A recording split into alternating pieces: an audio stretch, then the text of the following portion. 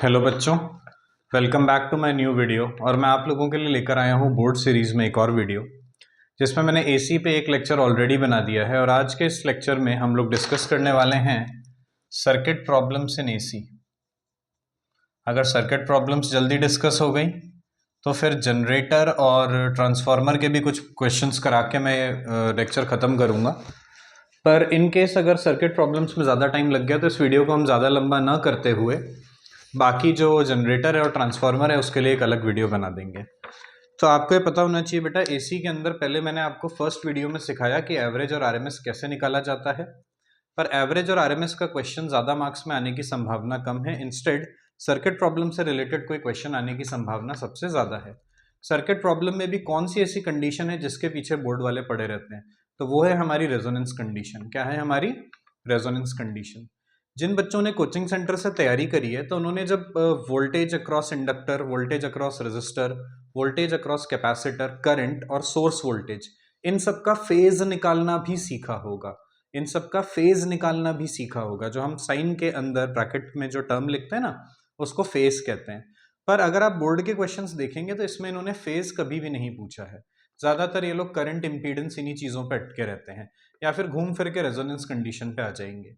एक दो क्वेश्चन में इन्होंने इंडक्टिव रिएक्टेंस, इंडक्टिव कैपेसिटेंस का ग्राफ फ्रीक्वेंसी के साथ बना के उस पर भी क्वेश्चन पूछे हैं। तो इट इज इंपॉर्टेंट कि हम उस तरीके के क्वेश्चंस को भी यहाँ पर कवर करें। और अगर हम ये चाहते हैं कि we want to be on the safe side कि एसी से अगर कोई भी क्वेश्चन आए तो हम मिस ना करें, तो इट इज़ बेटर कि generator and transformer related questions को भी हम सीख लें। क्योंकि मान लीजिए आपको सर्किट प्रॉब्लम आते हैं पर वहाँ क्वेश्चन ट्रांसफार्मर का आ गया, तो फिर आपके इतने मेहनत करने का भी कोई फायदा नहीं रहेगा। तो अगर आप ये वाला लेक्चर देख रहे हैं मेरा, तो मेरा जो नेक्स्ट लेक्चर है इसके बाद का, जो कि जनरेटर और ट्रांसफार्मर पे है, उसको आप ज़रूर देखें। जैसा कि मैंने आपको बताया कि अगर वो इसी लेक्चर में कवर हो गया तो ठीक है, नहीं हुआ तो उस पर I will make a new video. And at the end of by the end of the lecture हमको पता चल जाएगा कि क्या रहेगा, है ना। तो चलिए लेट्स स्टार्ट राइट अवे, है ना। सर्किट प्रॉब्लम्स पे हम लोग सवाल करना चालू कर देते हैं। तो पहला क्वेश्चन क्या है? पहला क्वेश्चन ये है कि एक बल्ब है और एक इंडक्टर है, ठीक है। और ये एसी सोर्स से जुड़े हैं ऑब्वियसली, क्योंकि चैप्टर ही एसी है हमारा। ये वाला जो क्वेश्चन है सीबीएसई 2017, 2014, 2015 और इस तरीके के क्वेश्चन आने की प्रोबेबिलिटी भी हाई रहती है। रीजनिंग बेस्ड क्वेश्चन है, इसमें कैलकुलेशन नहीं करना होता कोई खासा। तो ये बल्ब है और ये इंडक्टर है हमारा। अब उसने ये बोला इंडक्टर में हमने कोर डाल दी आयरन की, iron core inserted, soft iron की कोर डाल दी होगी या आयरन कोर डाल दी होगी, आयरन कोर इंसर्ट कर दिया। ब्राइटनेस ऑफ बल्ब पे क्या फर्क पड़ेगा, ये सवाल है, ठीक है। अब देखिए सॉल्व कैसे करना है। आप जानते हैं बेटा कि एक्सएल क्या होता है? एक्सएल आपका होता है ओमेगा एल, ठीक है, समझ गए हम लोग बात को। लेकिन एल का फॉर्मूला क्या होता है? Mu naught N square V. ये सेल्फ इंडक्टेंस का फॉर्मूला, ये आपने ईएमआई चैप्टर में पढ़ा है। अब ये वाला फॉर्मूला कब वैलिड है? जब हमारा इंडक्टर के अंदर वैक्यूम हो। पर इसी की जगह अगर आप इंडक्टर के अंदर आयरन की कोर डाल देंगे तो फॉर्मूला आपका क्या हो जाएगा? जो आपका न्यू इंडक्टेंस होगा वो हो जाएगा mu R mu naught N square V. तो यहाँ पे आपने देखा कि आपका जो नया इंडक्टेंस होगा वो होगा mu R times of mu naught N square V. अब म्यू आर जो होता है वो आयरन के लिए कैसा होता है? हाई होता है। म्यू आर आयरन के लिए वेरी लार्ज। तो ये जो हमारा नया वाला इंडक्टेंस है ये पुराने इंडक्टेंस के मुकाबले काफी ज्यादा होगा, जिस वजह से हमारा जो नया वाला एक्सेल है वो पुराने एक्सेल के मुकाबले काफी ज्यादा होगा। तो आप समझ गए कि हमारा कैपेसिटिव इंडक्टेंस, सॉरी क्या बोल दिया मैंने, ये हमारा इंडक्टिव रिएक्टेंस काफी ज्यादा बढ़ जाएगा। अच्छा, अगर एक्सेल का वैल्यू काफी ज्यादा बढ़ जाएगा, जो कि हमें दिख रहा है कि नया वाला जो पुराने वाले के मुकाबले काफी ज्यादा होगा, तो हमारा इंपीडेंस क्या होता है? Under root R square plus XL square. तो आप जानते हैं बल्ब में क्या होता है? रेजिस्टेंस। अब एक्सएल काफी बढ़ गया, एक्सएल काफी बढ़ने के कारण जेड भी काफी बढ़ जाएगा, यानी इंपीडेंस काफी बढ़ जाएगा।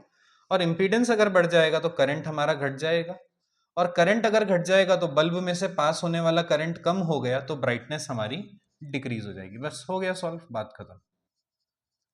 ठीक है ना, ये तो मैंने बहुत अच्छे से एक्सप्लेन कर दिया। पर आप सिंपली ये लिख सकते हैं कि इसमें आयरन रॉड डालने के बाद एल का वैल्यू बढ़ जाएगा, एक्सएल बढ़ जाएगा, एक्सएल बढ़ जाएगा तो जेड बढ़ जाएगा, जेड बढ़ जाएगा तो करंट घट जाएगा, और करंट के घटने की वजह से ब्राइटनेस भी घट जाएगी। ठीक है, अब इन्होंने एक क्वेश्चन और पूछा कि हमने अगर एक कैपेसिटर इसमें इंट्रोड्यूस कर दिया इसी सर्किट में, ये हटा देते हैं, ये वाला पार्ट हमारा हो गया। तो इन्होंने बोला इस सर्किट में हमने इंडक्टर के साथ साथ कैपेसिटर भी लगा दिया। ठीक है, आयरन कोर वाला पार्ट अलग है, आयरन कोर वाला पार्ट तो हो गया। अगला ये है कि इंडक्टर के साथ साथ हमने कैपेसिटर भी लगा दिया। ठीक है, ठीक। फिर उन्होंने बोला इस तरीके का कैपेसिटर लगाया कि एक्सी, एक्सएल और एक्सी जो है वो बराबर है। तो उन्होंने पूछा कि ब्राइटनेस ऑफ बल्ब पे क्या फर्क पड़ेगा। तो बेटा आपको पता है कि ये हमारा फिर कौन सा सर्किट हो गया, आरएलसी सर्किट हो गया। आरएलसी सर्किट में इंपीडेंस क्या होता है, थ्योरी तो आपकी क्लियर होनी चाहिए ना बेटा, फॉर्मूले वगैरह तो पता होने चाहिए। एक्सएल माइनस एक्सी का होल स्क्वायर प्लस आर का स्क्वायर। पहले हमारा इंपीडेंस क्या था बिना कैपेसिटर के, बिना कैपेसिटर के था एक्सएल का स्क्वायर प्लस आर का स्क्वायर। अब इसमें भी इन्होंने बोल दिया कि एक्सएल और एक्सी बराबर है, तो ये दोनों कट जाएंगे। तो हमारा इंपीडेंस क्या आ जाएगा, इंपीडेंस हमारा आ जाएगा आर के बराबर। ये मिनिमम इंपीडेंस है जो हमारे पास एक आरएलसी सर्किट में हो सकता है। कौन सी कंडीशन हो गई ये वाली बेटा, जब एक्सएल और एक्सी कट जाए, ये हमारी हो गई रेजोनेंस कंडीशन। तो यहाँ पे भी आप देख सकते हैं कि ब्राइटनेस ऑफ बल्ब वाले क्वेश्चन में भी उन्होंने रेजोनेंस कंडीशन घुसेड़ दी। रेजोनेंस कंडीशन हम लोग समझ गए एक्सएल और एक्सी बराबर, तो जेड का जो मिनिमम वैल्यू हमको मिल सकता है वो हमको मिल गया। और इस वाले केस में करंट हमारा कैसा हो जाएगा, मैक्सिमम। ठीक है ना, तो ये वाला जेड आप देखिए, ये वाला जेड ज्यादा है, यानी पहले जेड का वैल्यू ज्यादा था, अब जेड कम हो गया, करंट हमारा बढ़ गया। करंट बढ़ गया तो ब्राइटनेस भी बढ़ जाएगी। जितना रिक्वायर्ड है उतना ही मैं आपको यहां पर समझा रहा हूं। ठीक है ना, इतनी रीजनिंग अगर आप वहां लिखकर आते हैं आपको फुल मार्क्स मिलेंगे। बहुत ज्यादा डिटेल में मैं किसी भी क्वेश्चन में नहीं जा रहा, नहीं तो आपके लिए ये जो मेरा एक्सप्लेनेशन है ये ज्यादा मुश्किल कर देगा चैप्टर को आसान करने की जगह। आइए नेक्स्ट क्वेश्चन देखते हैं। नेक्स्ट क्वेश्चन भी सेम टाइप का है, पर अब की बार इंडक्टर की जगह उन्होंने इस्तेमाल करा है कैपेसिटर। क्या इस्तेमाल करा है, कैपेसिटर। तो उन्होंने वही बोला एक रेजिस्टेंस है, साथ में कैपेसिटर लगा हुआ है और एसी सोर्स है। एसी सोर्स है, इसमें कोई शक नहीं है, डीसी सोर्स के सवाल नहीं आने वाले, इसमें एसी सोर्स ही रहेगा। 2010 में ये सवाल आया, 2016 में आया ना, दो जगह तो मैंने देखा, और भी कभी आया होगा। ये आर हो गया, ये सी हो गया। अब इन्होंने वही पूछा, ये आर क्या है, ये बल्ब है, ये हमारा बल्ब है। ब्राइटनेस ऑफ बल्ब के बारे में पूछा। पहला केस इन्होंने बोला कि सी को हमने, इन्होंने बढ़ाया है घटाया है, घटाया है। इन्होंने बोला सी को हमने घटा दिया, ब्राइटनेस ऑफ बल्ब का क्या होगा। ठीक है, देख लेते हैं।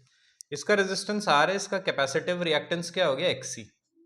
एक्सी क्या होता है, 1/ओमेगा सी। सी को आपने घटा दिया, सी को घटाने से क्या होगा, एक्सी आपका बढ़ जाएगा, क्योंकि XC is inversely proportional to C. XC अगर आपका बढ़ गया, जेड आपका क्या होता है बेटा, √एक्सी का स्क्वायर प्लस आर का स्क्वायर। एक्सी बढ़ गया तो जेड भी बढ़ जाएगा, इंपीडेंस बढ़ जाएगा। इंपीडेंस बढ़ जाएगा तो करंट घट जाएगा, और करंट घट जाएगा तो ब्राइटनेस ऑफ बल्ब भी घट जाएगी। सर्किट में करंट कम हो गया तो बल्ब में से गुजरने वाला करंट कम, तो ब्राइटनेस ऑफ बल्ब भी कम। सेकंड पार्ट बिल्कुल सिमिलर था। सेकंड पार्ट में उन्होंने बोला कि हमने ओमेगा घटा दिया। फिर से वही सेम एक्सप्लेनेशन, एक्सी क्या होता है, 1/ओमेगा सी। ओमेगा घट गया, एक्सी बढ़ गया, जेड बढ़ गया, करंट घट गया, फिर से ब्राइटनेस हमारी डिक्रीज हो गई। हो गया हमारा क्वेश्चन, कोई दिक्कत किसी को? बिल्कुल सिंपल एक्सप्लेनेशन, बिल्कुल सिंपल क्वेश्चन। आइए let's move on to the next question. Next question बड़ा ही सिंपल है, ये सारे क्वेश्चन भी सिंपल थे। अगर आप ध्यान से बिल्कुल ही पेशेंटली मेरी बातों को सुनते हैं तो आपको सभी क्वेश्चन धीरे धीरे सिंपल लगने लग जाएंगे। अगर आपको इंपीडेंस वगैरह का फॉर्मूला ही नहीं पता बेटा, तो पहले थ्योरी तैयार करें, क्योंकि जब थ्योरी ही तैयार नहीं होगी, फॉर्मूला ही याद नहीं होगा, तो न्यूमेरिकल करने का तो सवाल ही नहीं उठता। तो ये न्यूमेरिकल उन्हीं के लिए जिन्हें फॉर्मूले पता है, बस उनको लगाना नहीं आता। नेक्स्ट क्वेश्चन ये है, 44 मिली हेनरी का आपको एक इंडक्टर दे दिया और साथ में एक सोर्स लगा दिया, एसी सोर्स 220 वोल्ट और 50 हर्ट्ज का। अब अगर आपके माइंड में आ रहा है कि सर अगर ये एसी सोर्स है तो ये 220 वोल्ट क्या दे दिया, फिर ये तो वेरिएबल वोल्टेज होना चाहिए ना, तो बेटा ये VRMS है। अगर आपको यही नहीं पता कि ये VRMS क्यों यूज करा गया है, तो फिर बेटा मैं आपको बता दूं कि VRMS का अगर आपको लॉजिक नहीं पता तो मेरा लास्ट वीडियो जाकर देखें, तो आपको समझ में आ जाएगा कि VRMS इतनी इंपॉर्टेंट वैल्यू क्यों है। है ना। इस लेक्चर में भी जब हम पावर कैलकुलेशन पर आएंगे तो भी मैं आपको समझा दूंगा वहां पर कि VRMS का महत्व क्या होता है, तब भी मैं आपको समझा दूंगा। तो ये वाला जो हमारा क्वेश्चन है मैंने लिख नहीं रखा कब आया था, खैर कोई बात नहीं। इन्होंने ये पूछा कि IRMS कितना है। पहला तो इन्होंने पूछा IRMS कितना है, ठीक है। तो IRMS का फॉर्मूला याद करें। IRMS का फॉर्मूला होता है VRMS/Z। AC में IRMS क्या होता है? VRMS/Z। पर इस सर्किट में XL के अलावा कोई भी नहीं है, सिर्फ XL है, तो Z किसके बराबर है? XL के। तो बेसिकली हमारा फॉर्मूला क्या हो गया? VRMS/XL। ये हमारा IRMS आ गया। VRMS हमको कितना दे रखा है बेटा क्वेश्चन में? 220 वोल्ट। कितना दे रखा है? 220 वोल्ट। और एक्सेल कैसे निकलता है बेटा? एक्सेल निकालने का तरीका क्या होता है हमारा? Omega L. अब आप बोलेंगे सर ओमेगा क्या होता है? ओमेगा होता है 2πf इंटू एल। और फ्रीक्वेंसी ये रही ना 50 हर्ट्ज, यहां डाल दो 100 पाई इंटू 44 इंटू 10⁻⁻3। बात समझ में आ गई क्या? तो एक्सेल निकालने के लिए आपने ओमेगा एल ले लिया, ओमेगा को आपने 2πf से निकाल लिया, एल का वैल्यू डाल दिया। 10⁻⁻3 क्यों लिखा? क्योंकि मिली हेनरी दे रखा था, ठीक है। ये वैल्यू यहां डालें, आपको IRMS मिल जाएगा। बिल्कुल भी डिफिकल्ट क्वेश्चन नहीं है, क्योंकि प्योरली इंडक्टिव सर्किट का सवाल है, इसके अंदर तो कोई कॉम्प्लिकेशन होता ही नहीं है। करंट निकालने के लिए वोल्टेज को एक्सेल से डिवाइड कर दो। अच्छा, पीक करंट पूछा होता तो I0 पूछा होता तो V0/XL। आप बोलेंगे सर V0 तो दिया ही नहीं, VRMS दिया है। अरे तुमको पता नहीं है क्या कि VRMS होता है V0/√2। तो V0 क्या होगा? V0 होगा VRMS इंटू √2। तो V0 आपका क्या आ जाता? 220√2। उसको एक्सेल से डिवाइड कर देते, आपका I0 आ जाता। कोई बड़ी बात नहीं है। नेक्स्ट इसने ये बोला कि इस सर्किट में पावर कितनी कंज्यूम होगी, इस सर्किट में पावर कितनी कंज्यूम होगी, है ना। तो पावर कंजम्पशन का फॉर्मूला हम लोग देखते हैं। चलिए, ये तो आपने नोट कर लिया ना, इसका स्क्रीनशॉट ले लें, नोट कर लें। पावर भी पूछ ली कि पावर कितनी कंज्यूम होगी। तो पहला तो लॉजिकली आप बोल सकते हैं कि इस प्रकार के सर्किट में जो भी करंट फ्लो होता है, ये करंट कहलाता है वॉटलेस करंट। क्या कहलाता है? Wattless current. Purely inductive circuit हो, प्योरली कैपेसिटिव सर्किट हो, LC सर्किट हो, इन सब में फ्लो होने वाला करंट होता है वॉटलेस करंट। क्योंकि इंडक्टर, कैपेसिटर, ये लोग एनर्जी कंज्यूम नहीं करते, एनर्जी स्टोर करते हैं। एनर्जी स्टोर करते हैं और फिर उसको दोबारा रिलीज बैक कर देते हैं, है ना। तो ये एनर्जी को कंज्यूम करते ही नहीं है। एनर्जी को जब ये कंज्यूम नहीं करेंगे तो बिजली का बिल नहीं आएगा। बिजली का बिल नहीं आया यानी हमने कोई पावर कंज्यूम नहीं करी। तो इस प्रकार के सर्किट में पावर क्या होती है? जीरो। एवरेज पावर क्या आती है अपनी? जीरो।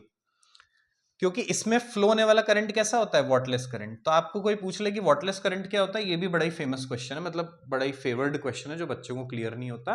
तो आप बोलेंगे प्योरली इंडक्टिव सर्किट में या प्योरली कैपेसिटिव सर्किट में या LC सर्किट में जो करंट फ्लो होता है उसको कहते हैं वॉटलेस करंट, क्योंकि इस करंट की वजह से पावर कंज्यूम नहीं होती। क्योंकि इंडक्टर और capacitor they just store energy and release it back to the source, they do not consume energy. अब पावर को है ना अपन एक फॉर्मूले से भी निकालना चाहते हैं। जैसे एक तो हमने लिख दिया कि जीरो होता है, एक हमने बोला पावर का फॉर्मूला क्या होता है बेटा अपना? VRMS IRMS cos alpha. ये पढ़ा है ना अपन ने, जिसमें cos अल्फा को अपन क्या बोलते हैं? Power factor. ठीक है, ये तो फॉर्मूला है अपना चैप्टर का, इसका डेरिवेशन भी आप लोग करते हो पावर फैक्टर का। तो ये cos अल्फा आ गया। अब आपको पता है बेटा इंडक्टर क्या करता है? इंडक्टर वोल्टेज को करंट से 90 डिग्री लीड करा देता है। ये आपका वोल्टेज है, ये आपका करंट है। इंडक्टर क्या करता है? वोल्टेज को करंट से 90 डिग्री लीड करा देता है, आगे चलाता है। ठीक है, आगे चलाने का मतलब क्या हुआ? आगे चलाने का मतलब क्या हुआ समझते हैं। लीड कराने का मतलब क्या हुआ? सिंपल सी बात, अगर करंट की इक्वेशन है आपकी I0 sin omega T, simply ये समझ लें कि लीड कराने का मतलब क्या है। तो वोल्टेज की इक्वेशन क्या हो जाएगी? V0 sin omega T plus 90। बात खत्म। समझ गए क्या? अब आप देख सकते हैं कि दोनों का फेज सेम नहीं है। फेज मतलब ये साइन के अंदर जो लिखा हुआ है, ये देखो ध्यान से, करंट के अंदर लिखा है ओमेगा टी और वोल्टेज के अंदर लिखा है ओमेगा टी प्लस 90, यानी वोल्टेज करंट से 90 डिग्री आउट ऑफ फेज है, 90 डिग्री आगे चलता है। और यही जो एंगल होता है ना बेटा, इसी को अल्फा कहते हैं। इसी को क्या कहते हैं? अल्फा। ये बात आप लोग नोट कर लो अगर आपको नहीं पता है तो। वोल्टेज और करंट के बीच के एंगल को क्या कहा जाता है? अल्फा कहा जाता है। अब इस सर्किट में अल्फा का वैल्यू कितना हो गया? 90 डिग्री, और cos 90 क्या होता है 0, तो पावर क्या आ गई 0। तो देखिए फॉर्मूला से भी हमने बता दिया पावर क्या आएगी 0, क्योंकि पावर फैक्टर क्या हो जाएगा, पावर फैक्टर जो कि होता है हमारा cos अल्फा, और cos अल्फा यहाँ पे हमारा क्या हो जाएगा cos 90, वो भी क्या हो जाएगा 0। ठीक है, आइए नेक्स्ट क्वेश्चन करते हैं। अब 3 क्वेश्चन हमने कर लिए, चौथा क्वेश्चन हमारा आ गया है, बहुत ही आसान क्वेश्चन चौथा क्वेश्चन भी। चौथे क्वेश्चन में इन्होंने ये कहा है कि सीरीज एलसीआर सर्किट है। ठीक है, बहुत अच्छी बात है, सीरीज एलसीआर सर्किट है, बना देते हैं। एलसीआर है, मैंने तो बना दिया आरसीएल, एक ही बात है। सीरीज एलसीआर सर्किट है, इसमें इन्होंने कंडीशन पूछी है Z के मिनिमम होने की, कि Z के मिनिमम होने की कंडीशन क्या है। तो हमको कुछ नहीं करना, मैथमेटिकली Z का फॉर्मूला लिख देना है, XL माइनस XC का होल स्क्वायर प्लस R का होल स्क्वायर। थोड़ी देर पहले ही मैंने आपको पढ़ाया कि रेजोनेंस कंडीशन में Z मिनिमम होता है। अब रेजोनेंस कंडीशन क्या कहती है, रेजोनेंस कंडीशन कहती है कि XL और XC बराबर हो जाते हैं, तो ये दोनों कट जाते हैं, तो हमारा Z जो होता है वो मिनिमम हो जाता है, किसके बराबर, R के बराबर हो गया। Z मिनिमम कितना होता है, जब Z रेजिस्टेंस के बराबर हो जाए XL और XC, यानी उसके जो रिएक्टेंस वाले पार्ट हैं, ये दोनों रिएक्टेंस ही तो होते हैं बेटा, रिएक्टेंस वाली जो चीजें हैं वो जब कट जाएं तो सिर्फ रेजिस्टेंस वाला पार्ट बचता है, तभी Z हमारा क्या हो जाता है, मिनिमम हो गया, यानी रेजोनेंस कंडीशन पे। दूसरा इसने पूछा कि वॉटलेस करंट कब फ्लो करेगा। ठीक है, तो टेक्निकली तो ये क्वेश्चन गलत हो गया, क्योंकि कभी भी अगर सर्किट में रेजिस्टेंस है तो वॉटलेस करंट फ्लो नहीं हो सकता, क्योंकि रेजिस्टेंस होगा और करंट फ्लो करेगा तो रेजिस्टेंस एनर्जी को कंज्यूम कर लेगा। करंट फ्लो होगा, रेजिस्टेंस भी होगा, तो रेजिस्टेंस एनर्जी कंज्यूम करेगा, ये रेजिस्टेंस की प्रॉपर्टी है, जिसको आप लोग हीट जनरेटेड भी बोलते हैं। तो रेजिस्टेंस ही है जो यहां पर एनर्जी को खाता है। पर इन्होंने बोला वॉटलेस करंट फ्लो होना चाहिए, तो आपको कंडीशन क्या लिखनी है, वॉटलेस करंट तभी फ्लो होगा जब रेजिस्टेंस 0 होगा, है ना। तो भले ही इन्होंने क्वेश्चन में कह रखा है कि रेजिस्टेंस इज देयर, पर वॉटलेस करंट की कंडीशन पूछी तो अपन को ये बोलना है वो जो रेजिस्टेंस इस सर्किट में लगा है वो 0 हो, है ना, यानी ओमिक रेजिस्टेंस इसको बोला जाता है, ओमिक रेजिस्टेंस नहीं होना चाहिए। हो गई कंडीशन वॉटलेस करंट की। ये क्वेश्चन हमारा कब का है, सीबीएसई 2014 का हो गया क्वेश्चन। चलिए आगे बढ़ते हैं, 5वां सवाल। ये वाला सवाल हल्का सा इंटरेस्टिंग है। ये आया हमारा सीबीएसई 2020 में। कब आया, सीबीएसई 2020 में। और ऐसा ही एक सवाल हमारा, हाँ, सीबीएसई 2020 में एक्सेल का ग्राफ भी आया था और एक्सी का ग्राफ भी आया था, अलग अलग सेट में आ गया होगा। जैसे ये एक्सी है और ये फ्रीक्वेंसी, तो इन्होंने बोला एक्सी और फ्रीक्वेंसी का ग्राफ बनाया, ऐसा बना। तो पहले तो अगर आपको नहीं पता है कि सर ये ग्राफ ऐसा क्यों बन गया, तो मैं थोड़ा सा आपको एक्सप्लेन कर दूं। एक्सी क्या होता है बेटा, 1/ω_c। क्वेश्चन अभी मैं बताऊंगा, पहले अपन ग्राफ के बारे में डिस्कशन कर रहे हैं। सीबीएसई 2020 का सवाल हो गया। अब एक्सी हमारा हो गया 1/ω_c, ओमेगा को अपन क्या लिखते हैं बेटा, 2πfc। तो यहां से अपन को दिख गया XC is inversely proportional to frequency. और इसका ग्राफ कैसा बनता है, रेक्टेंगुलर हाइपरबोला। इसका ग्राफ कैसा बनता है अपना, रेक्टेंगुलर हाइपरबोला, कुछ इस तरीके का, है ना। ये रेक्टेंगुलर हाइपरबोला अपना ग्राफ बन गया। अब इस ग्राफ में बहुत सारे पॉइंट दिए थे ऐसे करके, पर जो पॉइंट बिल्कुल साफ साफ दिख रहे थे मैंने वही पॉइंट उठा लिए हैं। जैसे ये वाला पॉइंट एक ग्राफ में दिख रहा था, तो यहां आ रहा था 6 ओम, और नीचे आपका जो फ्रीक्वेंसी आ रही थी उसके करस्पॉन्डिंग, वो फ्रीक्वेंसी यहां लिखी थी 100 हर्ट्ज, 100 हर्ट्ज की फ्रीक्वेंसी। और एक पॉइंट और था जिसमें यहां आ रहा था आपका 2 ओम, और इसके करस्पॉन्डिंग जो फ्रीक्वेंसी आ रही थी वो आ रही थी आपकी 300 हर्ट्ज। तो ये 2 पॉइंट ग्राफ पे बिल्कुल साफ साफ आपको दिखाई दे रहे थे, इनके अलावा नहीं दिख रहा था आपको। एक तो 6 ओम 100 हर्ट्ज और 2 ओम 300 हर्ट्ज। तो एक तो ये वाला हो गया जिसमें एक्सी हमारा आ रहा है 6 ओम और हमारा फ्रीक्वेंसी आ रही थी 100 हर्ट्ज, और इस वाले पॉइंट के लिए हमारा एक्सी आ रहा था 2 ओम और फ्रीक्वेंसी हमारी आ रही थी बेटा 300 हर्ट्ज। अब पहले तो हम ये देखते हैं कि ये दोनों बातें सही बैठ रही हैं कि नहीं, है ना। तो आप यहां पर देखें कि XC आपका क्या था 6 ओम, 6 ओम से बदल के क्या हो गया 2 ओम। फ्रीक्वेंसी क्या थी आपकी 100 हर्ट्ज, 100 हर्ट्ज से बदल के क्या हो गई 300 हर्ट्ज। अब आप ये चीज देखें कि जब आपकी फ्रीक्वेंसी 3 गुना हुई, देखो ना आप 100 हर्ट्ज से 300 हर्ट्ज जाने का मतलब फ्रीक्वेंसी 3 गुना हो गई। तो ध्यान से देखें XC का वैल्यू 1/3 हो गया, है ना। XC का वैल्यू क्या हो गया 1/3, होना भी चाहिए था क्योंकि XC क्या इनवर्सली प्रोपोर्शनल टू F। तो अगर फ्रीक्वेंसी 3 गुना होगी तो XC 1/3 हो जाएगा। इनवर्स प्रोपोर्शनैलिटी का यही तो मतलब होता है। तो ये जो दोनों पॉइंट दिए बिल्कुल सही दिए हैं, कुछ भी इसमें गलती नहीं है। पहली बात तो ये प्रूव हो गई कि जो डेटा गिवन है, जो 2 पॉइंट हमको दिखाई दे रहे हैं वो बिल्कुल ही कंसिस्टेंट है। फ्रीक्वेंसी 3 गुना, XC 1/3 हो गया। अब इन्होंने सवाल क्या पूछा है वो हम लोग देखते हैं। इन्होंने पहला तो पूछा कैपेसिटेंस बता दो। पहला क्या पूछ लिया बेटा, कैपेसिटेंस बता दो। बहुत सिंपल हो गया। जैसे ये वाला पॉइंट हम उठा लेंगे कैपेसिटेंस बताने के लिए, तो हमने लिख दिया XC इज 1/ωc। XC का वैल्यू कितना दे रखा है 6। ओमेगा क्या होता है बेटा 2πf,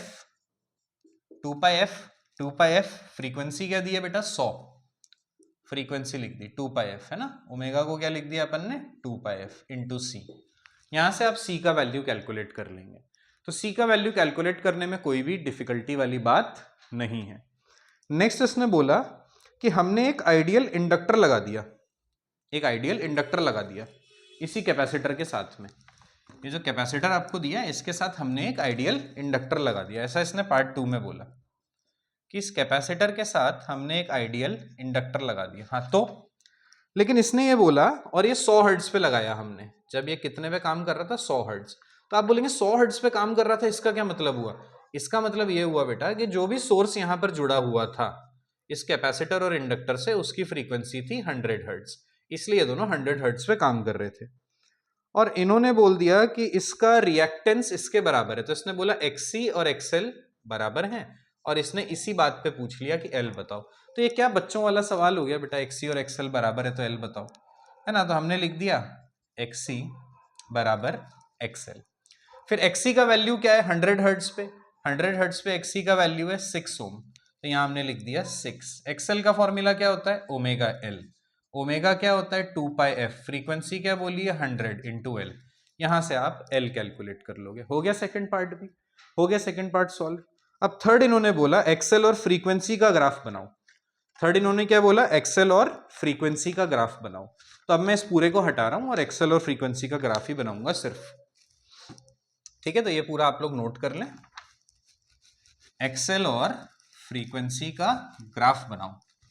ठीक, बना देंगे यार, क्या बड़ी बात है।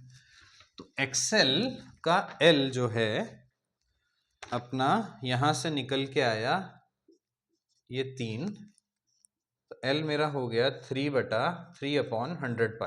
ठीक है, अब मुझे पता है यहां मैंने डाल दिया XL, यहां मैंने डाल दी frequency. I know XL is omega L, omega is 2πfL। तो XL is directly proportional to frequency. Direct proportionality के लिए कैसा ग्राफ बनेगा, स्ट्रेट लाइन। बन गया ग्राफ, बन गया ग्राफ। अब अगर कोई आपसे इस ग्राफ की स्लोप पूछे, क्या पूछे स्लोप, ध्यान से देखना। XL क्या है 2πL और F को साइड में रख देते हैं। XL कौन से एक्सिस पे, Y पे। फ्रीक्वेंसी कौन से एक्सिस पे, X पे। Y is equal to mx, m की जगह क्या आ गया 2πL। तो जो y is equal to mx, ये इस लाइन की इक्वेशन होती है। और हमने जब देखा तो उसमें m क्या आ रहा है 2πL। तो कोई अगर आपसे स्लोप पूछ ले कितना है, तो स्लोप आपका हो गया 2πL। ये इस ग्राफ का स्लोप होगा, है ना। L का वैल्यू डाल के आप एग्जैक्ट स्लोप भी कैलकुलेट कर सकते हैं, 3/100π, है ना। तो यहाँ पे आपका क्या निकल के आ जाएगा 0.06, ये स्लोप हो गया, है ना। स्लोप क्या हो गया 0.06। इसकी जो यूनिट है वो भी आप देख सकते हैं हेनरी है, 2πL की यूनिट तो हेनरी होगी ना। तो ये इसकी स्लोप भी अगर कोई आपसे पूछ लेता तो आप लिख सकते थे। अब हम लोग अगले क्वेश्चन पे चलते हैं। मैं तो सोच रहा हूँ बेटर है कि मैंने तो आखिर इस क्वेश्चन को क्वेश्चन 16 लिख रखा है और अभी हम 5वें पर हैं, और 16वां क्वेश्चन अपन इसी के साथ निपटा देते हैं क्योंकि वो एक्सेल के ग्राफ का है। XC का ग्राफ कर लिया, एक्सेल का ग्राफ भी कर लेते हैं। एक्सेल का ग्राफ दे रखा है बेटा ऐसे, ये भी सीबीएसई 2020 में आया, लास्ट क्वेश्चन भी सीबीएसई 2020 का था। तो यहाँ पे दे दिया एक्सेल और हमको दे दी फ्रीक्वेंसी, ये हमको दे दी स्ट्रेट लाइन, इसमें तो बढ़िया बढ़िया वैल्यूज हमको दी थी। यहाँ 100 हर्ट्ज दिया, 200 और 300, ये 200 हर्ट्ज, ये 300 हर्ट्ज, ठीक है। और यहाँ 20 ओम दे दिया, 40 ओम दे दिया, और ये हमारा 60 ओम दे दिया, ठीक है। तो आप देखेंगे डेटा बिल्कुल ही कंसिस्टेंट है, 200 हर्ट्ज और 300 हर्ट्ज। तो एक्सेल तो हमें पता है डायरेक्टली प्रोपोर्शनल टू फ्रीक्वेंसी होता है। तो पहले मैं ये देख रहा हूँ ये ग्राफ सही है कि नहीं। तो हमने देखा जब फ्रीक्वेंसी 100 थी तो 20 था, फ्रीक्वेंसी दुगनी हो गई, तो आपको पता है ना XL is directly proportional to F. तो अगर फ्रीक्वेंसी दुगनी होगी तो एक्सेल का भी दुगना होना बनता है। तो फ्रीक्वेंसी 100 से 200 हुई तो ये भी 20 से 40 हो गया। तो जब फ्रीक्वेंसी हमारी 2 टाइम्स हुई है ना, मतलब इंटू 2 लिख रहा हूं मैं, आप एक्स और एक्सेल इसमें कंफ्यूज मत होना ना। जब फ्रीक्वेंसी हमारी 2 टाइम्स हुई तो ये जो हमारा रेजिस्टेंस है, सॉरी इंडक्टिव रिएक्टेंस है, वो भी 2 टाइम्स हो गया। तो ग्राफ तो बिल्कुल सही बना है। अब इन्होंने एक तो हमसे एल का वैल्यू पूछ लिया, एल का वैल्यू, फिर वही बच्चों वाली बात, एल क्या होता है, ओमेगा एल। अब एक वैल्यू ये उठा लेते हैं 20 और 100 वाला। एक्सेल जब था 20 ओम, ओमेगा क्या था 2 पाई एफ, फ्रीक्वेंसी क्या थी 100 एल। हो गया कैलकुलेट। यहां पे देखो ना आप इस वाले पॉइंट के लिए, ये जो पॉइंट ए है, पॉइंट ए का एक्सेल क्या है 20, फ्रीक्वेंसी क्या है 100, वो वैल्यूज यहां इसमें यूज कर ली तो हमारा एल का वैल्यू कैलकुलेशन होकर आ गया। अगला पार्ट इन्होंने ये बोला कि अपन ने इस इंडक्टर को सीरीज में लगा दिया कैपेसिटर के साथ। देखो क्या बोला है, ठीक है, ये तो हो गया। अब इसमें जो ये एक्स्ट्रा बातें लिखी हुई है वो मैं हटा रहा हूं ताकि मैं आगे वाला पार्ट कर सकूं। तो ये अपन ने हटा दिया कि एल कैसे कैलकुलेट होगा। ये भी अपन ने देख लिया कि ग्राफ क्यों सही है ना, देख लिया ना। तो अब ये चीजें हटा देते हैं, ग्राफ को थोड़ा क्लीन कर लेते हैं। एक्सेल और फ्रीक्वेंसी का हमारा ग्राफ है, ऐसा हमारा ग्राफ है। तो इसने क्या बोला कि हमने इस एल के साथ में एक कैपेसिटर भी लगा दिया और एक रेजिस्टेंस भी लगा दिया, सी और आर। फिर इन्होंने बोला है ये हमने तब लगाया एट 300 सेकेंड इनवर्स। ये वाली बात को मैंने यहाँ क्वेश्चन शीट में भी अंडरलाइन कर रखा है कि ये बच्चों को समझानी है। तो ये भी उन्होंने लिखा था कि 300 सेकेंड इनवर्स पे ये ग्राफ हम, ये जो कॉम्बिनेशन था हमने लगाया। रेजिस्टेंस उसने बोला 10 ओम का, ठीक है। और इन्होंने बोला कि मैक्सिमम पावर डिसिपिएशन सर्किट में हो रहा है।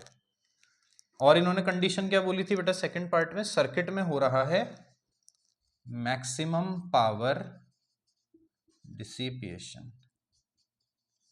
अब समझो पूरी कंडीशन, थोड़ी सी मैं आपको यहां पर समझाऊंगा। तो इन्होंने बोला अगर ऐसा है तो सी का वैल्यू बताओ। अगर मैक्सिमम पावर डिसिपिएशन इस सर्किट में हो रहा है तो सी का वैल्यू बताओ। सबसे पहले तो इसने ये जो 300 सेकंड इनवर्स लिखा, इसका मतलब ये कहना चाह रहा है कि 300 हर्ट्ज पे ये सर्किट काम कर रहा है। किस पे काम कर रहा है, 300 हर्ट्ज पे। दूसरा इसने बोला मैक्सिमम पावर डिसिपिएशन, तो पावर का फॉर्मूला क्या होता है, VRMS IRMS cos alpha.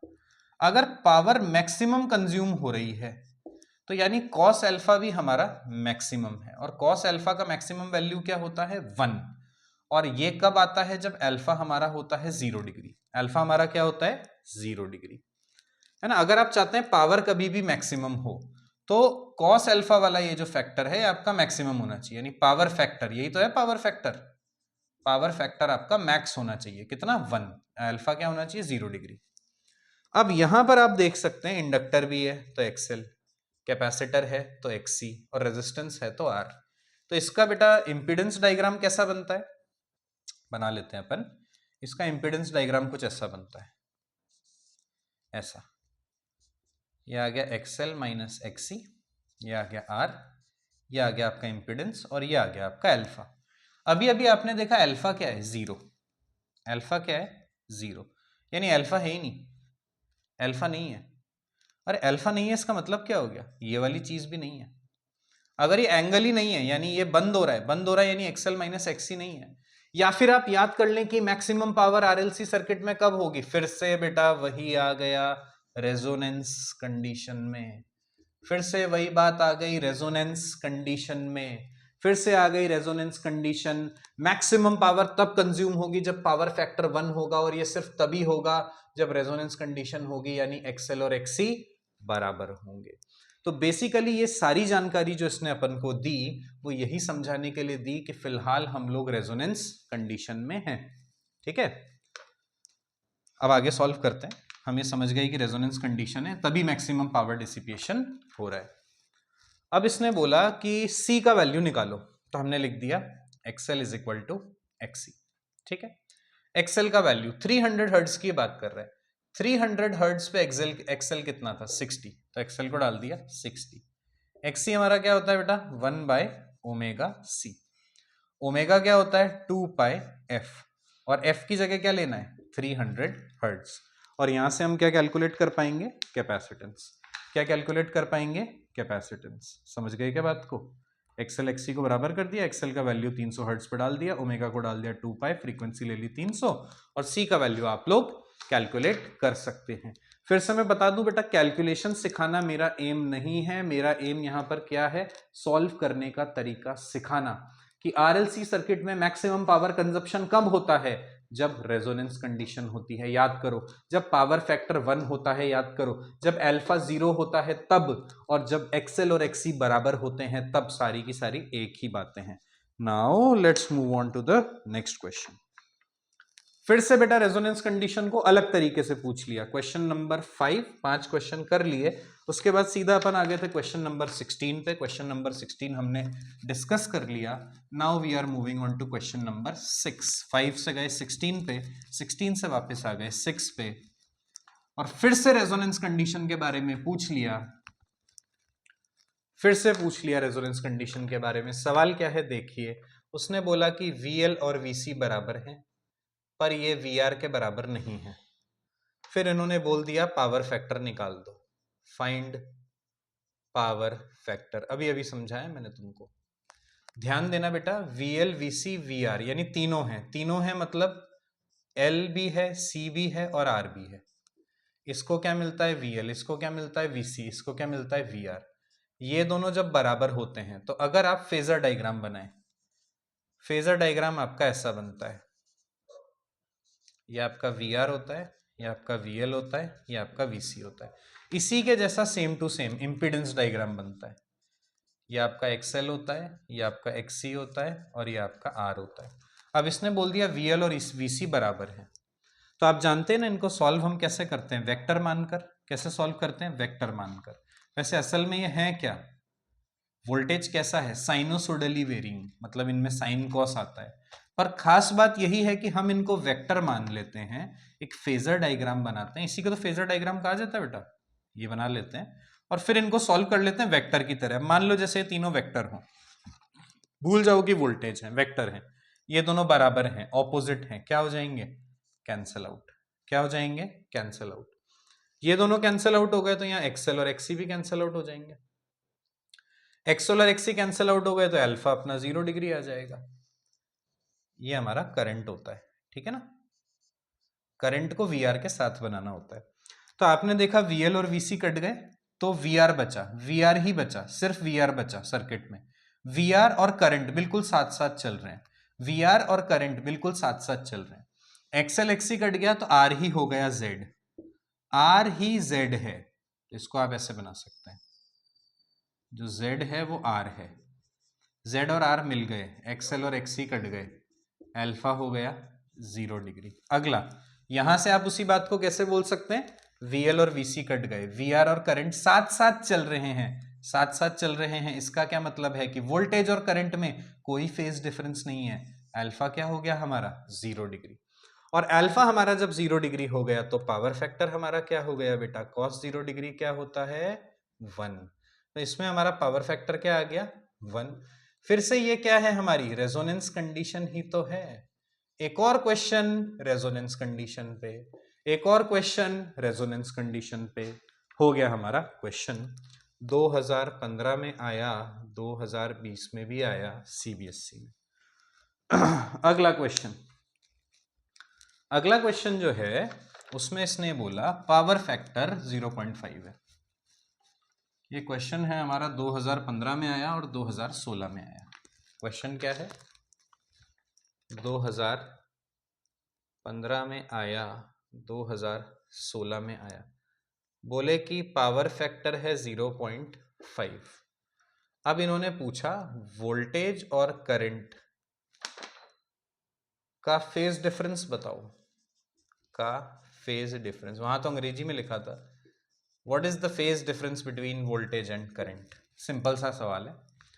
Power factor 0.5 यानी कॉस अल्फा 0.5। 0.5 का मतलब क्या होता है? 1/2। तो यहां से अल्फा कितना निकल के आ गया? 60 डिग्री। और ये जो अल्फा होता है यही वोल्टेज और करंट के बीच का एंगल होता है। ये जो अल्फा आपका निकल के आता है ना बेटा, ये जो अल्फा अल्फा एंगल के पीछे आप पढ़ रहे हो ना, ये अल्फा होता क्या है? अल्फा होता क्या है? अल्फा होता है वोल्टेज और करंट के बीच का एंगल।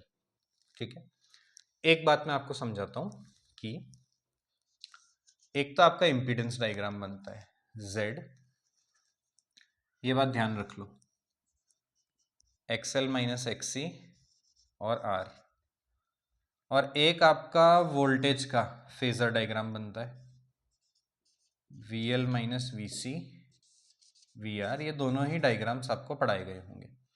याद रखो कि यहां होता है अल्फा और यहां भी होता है अल्फा, और VR के साथ चलता है करंट। याद रखो इस बात को, VR के साथ क्या चलता है? करंट। ये तो थ्योरी में आपने पढ़ाई है कि ये हमारा फेजर डायग्राम है, ये हमारा इंपीडेंस डायग्राम है। जो एंगल Z और R के बीच में होता है अल्फा, वही एंगल वोल्टेज और करंट के बीच में होता है। जो नेट वोल्टेज निकल कर आता है VR, VL और VC से, वो V होता है। V को निकालने का फॉर्मूला क्या होता है? Under root VL minus VC का होल स्क्वायर प्लस VR का होल स्क्वायर। ये फॉर्मूला होता है। ठीक है, अब VR और करंट साथ में रहते हैं, तो जो एंगल V और VR के बीच में, वही एंगल V और करंट के बीच में, और उसका नाम है अल्फा। क्या अल्फा को इसी डायग्राम से निकाल सकते हैं? नहीं, अल्फा इंपीडेंस डायग्राम में भी मिलता है। तो कभी अगर XL, XC और R दे रखा हो, अल्फा पूछा हो, तो इस डायग्राम से भी आप उसको निकाल सकते हैं। यहां अल्फा दे रखा है 60, यानी ये है 60 डिग्री और ये भी क्या है? 60 डिग्री। तो यहां से हमको समझ में आ गया कि वोल्टेज और करंट के बीच में कितना एंगल हो गया?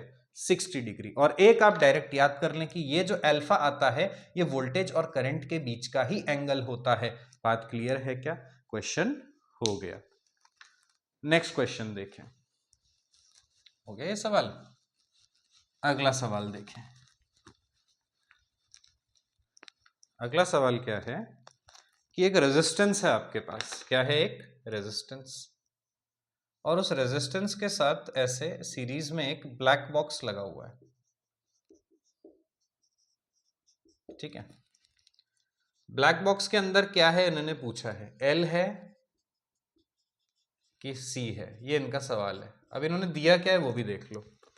इन्होंने दिया है कि EMF है E0 साइन ओमेगा टी और करंट है I0 sine omega T plus pi by 4। ठीक है, तो पहला सवाल ये है, एक तो इन्होंने फेजर डायग्राम निकालने के लिए बोला है। देखो, दो तीन चीजें पूछी इन्होंने, सारी बातें अपन एक एक करके डिस्कस करते हैं। पहला तो अपन ये वाला पार्ट करते हैं कि इस ब्लैक बॉक्स में L है कि C है, इंडक्टर है कि कैपेसिटर है। तो सबसे पहले करंट को हमेशा लेटाए रखना है ऐसे, जैसे मैंने फेजर डायग्राम में आपको सिखाया, करंट को इधर, VR को इधर, VL को ऐसे 90 डिग्री आगे और VC को 90 डिग्री पीछे। ये तो आपको रटा हुआ भी होता है कि कैपेसिटर का वोल्टेज करंट से 90 डिग्री पीछे चलता है, VR से भी 90 डिग्री पीछे चलता है, और इंडक्टर का वोल्टेज जो है वो करंट और VR से 90 आगे चलता है। तो ये देखिए 90 आगे और ये 90 पीछे।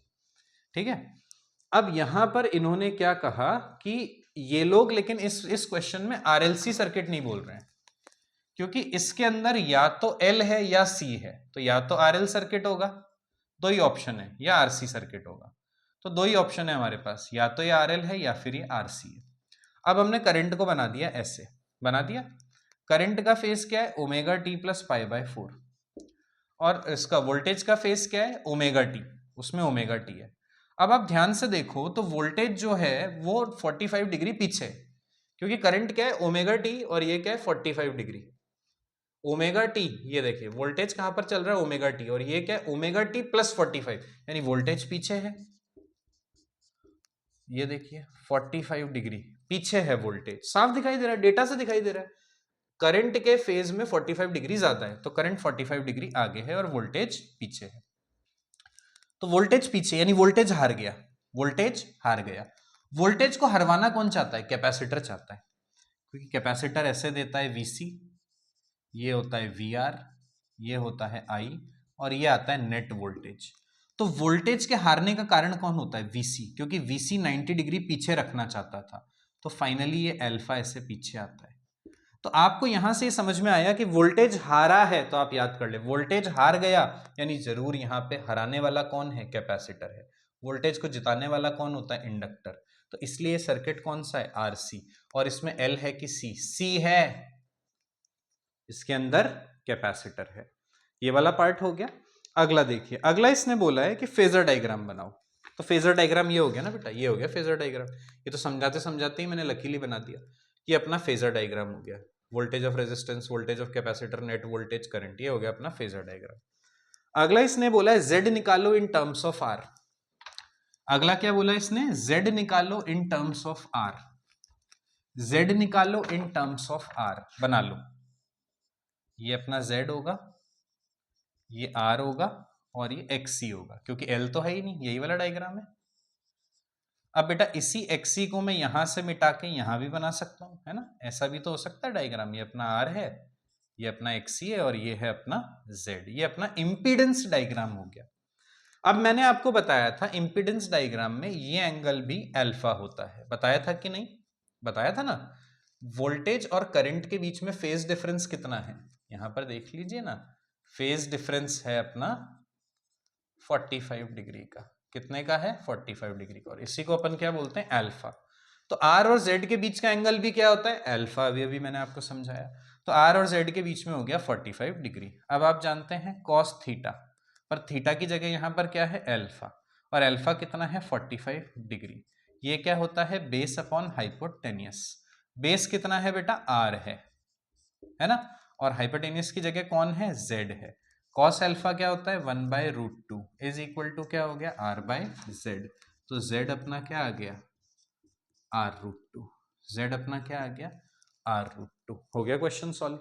इंपीडेंस निकल गया इन terms of r, z in terms of r। Last part हमारा यही था कि z को निकालो इन टर्म्स ऑफ r। तो क्वेश्चन हो गया हमारा सॉल्व। समझ में आया? ये है हमारे कुछ क्वेश्चंस जो कि आप देख रहे हैं इतने भी डिफिकल्ट नहीं है, पर लॉजिक क्लियर होना चाहिए। लॉजिक क्लियर होना चाहिए। अल्फा क्या होता है? देखिए तीन ही चीज चाहिए आपको, समझ लो आप। एक आपको चाहिए इंपीडेंस डायग्राम, एक आपको चाहिए वोल्टेज वाला डायग्राम, फेजर डायग्राम, है ना, फेजर, और एक आपको चाहिए पावर फैक्टर की थोड़ी जानकारी और रेजोनेंस कंडीशन, है ना, पावर फैक्टर, रेजोनेंस कंडीशन। ये तीन जानकारियां अगर आपके पास हैं, समझो इस बात को। आपको देखने में लग रहा होगा सर हर बार अलग अलग कुछ करा रहे हैं, कुछ भी अलग अलग नहीं करा रहे हैं। दो तीन ही डायग्राम है जो बार बार चल रहे हैं, इंपीडेंस डायग्राम, वोल्टेज वाला डायग्राम जिसको आप फेजर डायग्राम बोलते हैं, और उसके अलावा पावर फैक्टर या रेजोनेंस कंडीशन। यही चीज बार बार चलती रहती है। अगला क्वेश्चन देखते हैं जो कि सीबीएसई 2016 में आया। सवाल क्या है? ये दे दिया C, ये दे दिया 100 ओम का रेजिस्टेंस, ये दे दिया 4/π² हेनरी। अच्छा तुम्हें एक बात बताता हूं, जो मैंने आपको पढ़ाया, मेरा लेक्चर देख लो। लेक्चर देखने के बाद यही सेम क्वेश्चन आप किसी भी किताब से जाके एज PYQ कर लो। समझ गए क्या? अगर आप कर पाए तो यानी आप सीख गए। लेक्चर देखा आपने, समझा, चीजों को ट्राई करा मैथमेटिकली, और इसमें क्वेश्चन लिखा हुआ नहीं है, आप देख सकते हैं। पर जब आप PYQ अटेम्प्ट करने जाओगे, सेम PYQs कर लो आप, नए क्वेश्चन ढूंढने की जरूरत नहीं है, तो वहां सब कुछ अंग्रेजी में लिखा होगा। तो उस अंग्रेजी वाली बातों को समझ के अगर, और जो मैंने आपको समझाया, दोनों बातों को अगर आप कंबाइन करके क्वेश्चन को सॉल्व कर पाए एक बार भी, तो फिर आप एग्जाम में भी कुछ ना कुछ कर पाओगे, है ना। और लॉजिक बिल्कुल क्लियर हो गया तो 100%। Physics is all about concepts. या तो आपको समझ आता है या नहीं आता, दो ही कंडीशन होती है। समझ आता है या नहीं आता? थोड़ा बहुत आता है, जैसे फिजिक्स में होता ही नहीं है ना, क्योंकि अगर आपको एक भी चीज समझ नहीं आएगी तो क्वेश्चन आपका उसी एक चीज की वजह से अटक जाएगा। तो ऐसा आपको एक डायग्राम दे दिया, ठीक है, सोर्स भी दे दिया 200 वोल्ट 50 हर्ट्ज, ये सोर्स दे दिया, ठीक है। अब इन्होंने बोला C और Z निकालो when current is in phase with voltage. फिर से वही बात कि करंट और वोल्टेज फेज में है, यानी अल्फा 0 डिग्री है, यानी कॉस अल्फा 1 है, पावर फैक्टर 1 है। ये क्या होती है, पढ़ा तो दिया इतनी बार, फिर से रेजोनेंस कंडीशन दे दी इन्होंने। फिर से क्या दे दी, रेजोनेंस कंडीशन। तो बार बार ये घूम फिर के रेजोनेंस कंडीशन पर ही आ जाते हैं, ठीक है। सी बोला और जेड बोला, बोला सी निकालो, निकाल लेंगे यार, सी क्या बड़ी बात है, कैसे निकालें, ओमेगा से निकाल लेते हैं। तो अच्छा, रेजोनेंस कंडीशन में ये वाली बात नहीं करी ना अभी तक, ये कर लेते हैं। रेजोनेंस कंडीशन कब होती है, जब सर्किट की फ्रीक्वेंसी होती है ओमेगा नॉट। यानी ये देखिए सोर्स की फ्रीक्वेंसी है, सोर्स की फ्रीक्वेंसी, जब सोर्स की फ्रीक्वेंसी सर्किट की रेजोनेंस फ्रीक्वेंसी के बराबर हो जाती है, सर्किट की रेजोनेंस फ्रीक्वेंसी, सर्किट की रेजोनेंस फ्रीक्वेंसी क्या होती है, 1/√LC। ये तो आपने पढ़ाई है ना रेजोनेंस वाला फिनोमिना, कि ये वाली फ्रीक्वेंसी जब हो जाएगी तो सर्किट में रेजोनेंस कंडीशन हो जाएगी, एक्सएल और एक्सी बराबर हो जाएगा, है ना। इस पे होता क्या है, एक्सएल और एक्सी बराबर हो जाता है, ठीक है। इन्होंने आपसे क्या पूछा यार, मैंने लिखा नहीं यार क्या पूछा इन्होंने आपसे पूछा सी बता दो और जेड बता दो, ये इन्होंने आपसे पूछा, ठीक है। और कंडीशन ये बताई कि जब करंट और वोल्टेज फेज में, ये बताया था। तो करंट और वोल्टेज फेज में है तो अल्फा अपन ने लिख लिया 0, तो ये सारी बातें अपन को समझ में आ गई कि यहाँ पे चल रही है रेजोनेंस कंडीशन। फिर अपन ने लिख लिया कि रेजोनेंस कंडीशन तब आती है जब सोर्स की फ्रीक्वेंसी और सर्किट की रेजोनेंस फ्रीक्वेंसी मैच हो जाती है। यानी सोर्स कहता है 50 हर्ट्ज पे नाचो, और सी और एल कहते हैं अरे ये तो हमारी रेजोनेंस फ्रीक्वेंसी है, ये तो हमारी रेजोनेंस फ्रीक्वेंसी है। इनकी रेजोनेंस फ्रीक्वेंसी यानी ओमेगा नॉट जो होती है, उसी पे अगर सोर्स भी ऑसिलेट कर रहा हो तो सर्किट में आ जाती है रेजोनेंस कंडीशन। सर्किट में क्या आ जाती है, रेजोनेंस कंडीशन। अब ओमेगा नॉट का फॉर्मूला क्या होता है, 1/√LC। अब ओमेगा नॉट क्या होता है बेटा, 2πf 1/√LC, है ना। सॉल्व हो जाएगा अब, 2π, फ्रीक्वेंसी क्या दी है 50 इज 1/√, एल का वैल्यू दिया है ना 4/π² इंटू सी। देखो जानबूझ के उन्होंने डेटा कितना अच्छा दिया आपको, 4/π², क्या दिया 4/π²। इससे फायदा क्या है, ये अपना बाहर आ जाएगा, कैसे, 2π इंटू 50 इज 1/√c, बाहर क्या आ जाएगा 2/π, ये पाई और ये पाई कट जाएगा, 2 2 जा 4 इंटू 50 1/√c। आगे तो आप लोग कैलकुलेट कर ही सकते हैं, ठीक है। I can see everything is visible. तो यहां से अपन ने सी कैलकुलेट कर लिया, क्या कैलकुलेट कर लिया बेटा, सी। अब इसने जेड भी पूछा था, इसने जेड भी पूछा था कि जेड बताओ, जेड बताओ। अरे कोई टेंशन ही नहीं है, जेड कब पूछ लिया, जब एक्सएल और एक्सी बराबर हैं। तो पढ़ा तो दिया है आपको, इसमें इस केस में जेड मिनिमम होता है, आर के ही बराबर होता है। आर कितना दिया है 100 ओम, निकल गया जेड, निकल गया जेड, हो गया क्वेश्चन, है ना। अच्छा इस क्वेश्चन में नया क्या है कि रेजोनेंस कंडीशन को हमने एक नए तरीके से समझा कि रेजोनेंस कंडीशन तब होती है जब ये जो फ्रीक्वेंसी है, ये जो फ्रीक्वेंसी है, यहां पे आप 2π को नीचे भी भेज सकते हो, तो आप एक फॉर्मूला ये भी लिख सकते हो, ये जब सोर्स की फ्रीक्वेंसी, है ना, सर्किट की रेजोनेंस फ्रीक्वेंसी से मैच कर जाती है। तो ये फॉर्मूला आपने लगा दिया, तो ये फॉर्मूला भी चलता है बेटा, इस फॉर्मूले से भी आप सॉल्व कर सकते हो। सी आपने निकाल लिया।